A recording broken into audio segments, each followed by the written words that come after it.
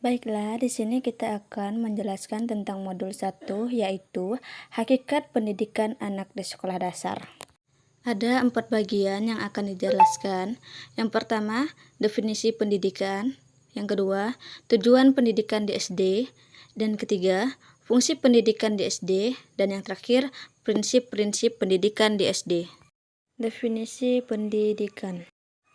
Driyarkara menyatakan bahwa pendidikan adalah proses memanusiakan manusia muda.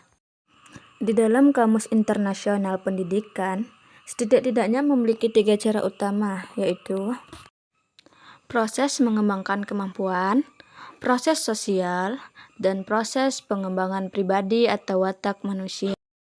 Pengertian tersebut mirip dengan pendapat Guy Thompson yang menyatakan bahwa pendidikan adalah pengaruh lingkungan atas individu atau menghasilkan perubahan-perubahan yang tetap di dalam kebiasaan-kebiasaan, pemikiran, sikap-sikap, dan tingkah laku. Tujuan pendidikan di SD. Tujuan pendidikan merupakan gambaran kondisi akhir atau nilai-nilai yang ingin dicapai dari suatu proses pendidikan. Setiap tujuan memiliki 2 fungsi, yaitu 1. Mengembangkan kondisi akhir yang ingin dicapai. 2. Memberikan arah dan cara bagi semua usaha atau proses yang dilakukan. Tujuan pendidikan di SD diuraikan secara terperinci seperti berikut ini. 1. Memberikan bekal kemampuan membaca, menulis, dan berhitung. 2. Memberikan kemampuan dan keterampilan dasar yang bermanfaat bagi kehidupan siswa sesuai tingkat perkembangannya. Dan ketiga, mempersiapkan anak untuk mengikuti pendidikan di SMP ataupun MTS. Fungsi pendidikan di SD.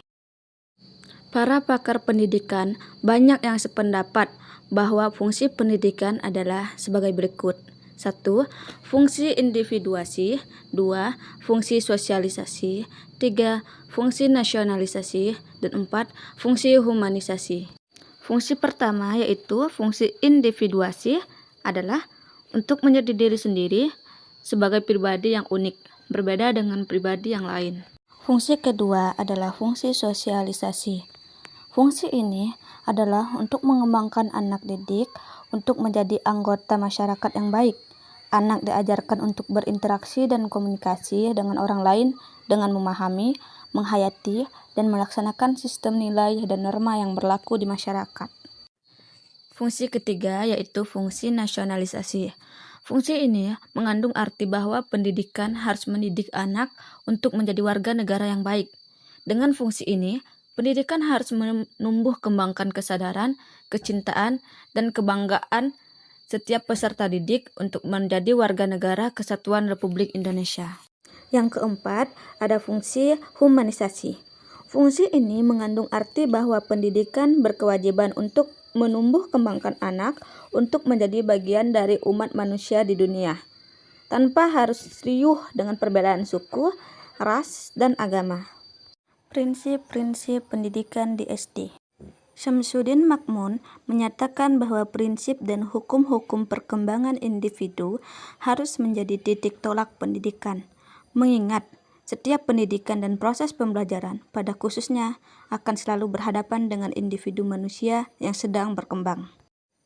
Sunarjo Martadinata juga menjelaskan prinsip-prinsip perkembangan siswa SD dan kesepadanannya dengan prinsip-prinsip pendidikan SD. Prinsip-prinsipnya adalah sebagai berikut. 1. Perkembangan proses yang tak pernah berakhir. 2.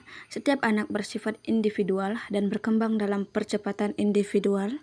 3. Semua aspek perkembangan saling berkaitan. Dan yang terakhir, perkembangan itu terarah dan dapat diramalkan.